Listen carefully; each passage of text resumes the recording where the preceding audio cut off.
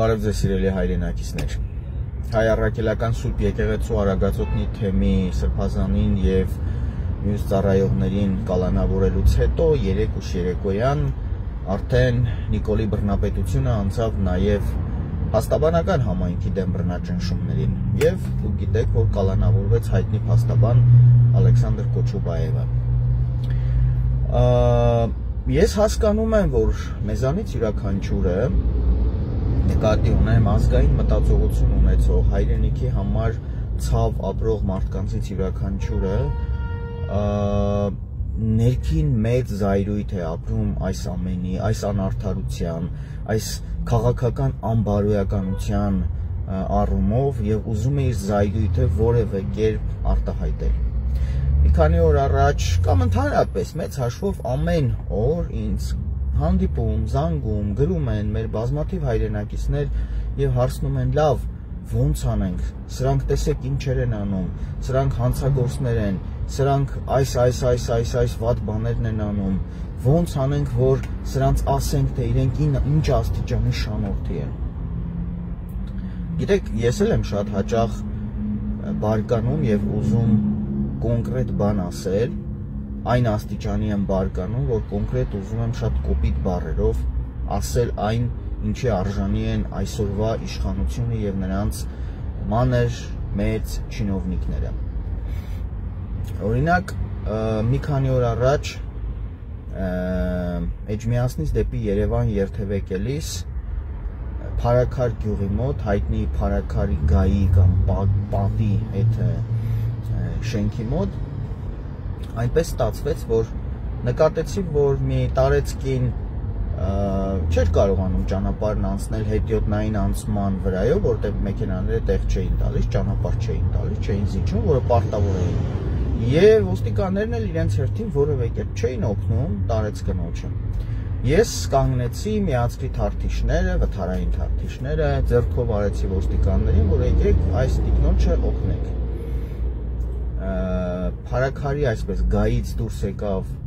մի ոստիկան և սկսեց գոռալ.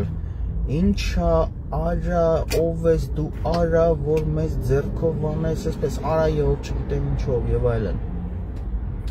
Շատ ցինիկ, շատ անդաստիարակ պահվածք էր տվյալ անձի կողմից։ Տեսեք, ես մարդկային առումով, իհարկե ես իրեն պատասխանեցի, որ արամ դու ես, մի հատ քեզ կարգի հրավիրի, բայց բնականաբար ընթացքը պիտի շարունակեի մեքենային։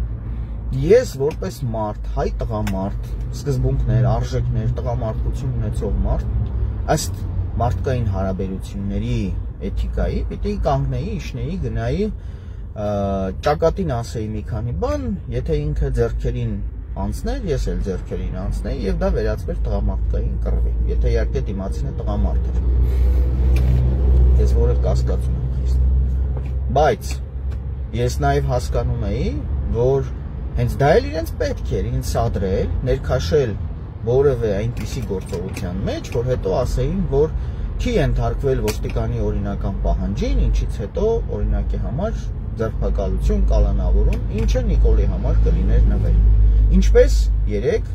Կոչուբաևի հայտարարությունը Նիկոլի համար նվեր էր և մարդուն տարան 2 ամիս փակեցին բանտում։ Ասածս ինչ է, սիրելի հայրենակիցներ։ Միշտ չէ, որ մենք պիտի այդ պահին մեր բարկությունը, մեր նյարդային վիճակը, մեր արդարացի ջղայնությունը արտահայտենք հրապարակային։ Օրինակ այդ ոստիկանության առումով ես հատուկ նամակ պատրաստեցի, ուղարկեցի ոստիկանության ներքին անվտանգության գլխավոր վարչություն, գլխավոր քարտուղարին և պահանջեցի պատժել կոնկրետ այդ ժամի տվյալ ոստիկաններին, գործը ծառայողական քննության մեջ է։ Ես խոստացել եմ իրենց, որ երբ որ անցնի ծառայողական քննության էտապներով, տվյալ ոստիկանները պատժվեն թե չպատժվեն, ես օրենքի շրջանակում պատժելու եմ իրենց և ավելին ասելու եմ, թե ով է արան։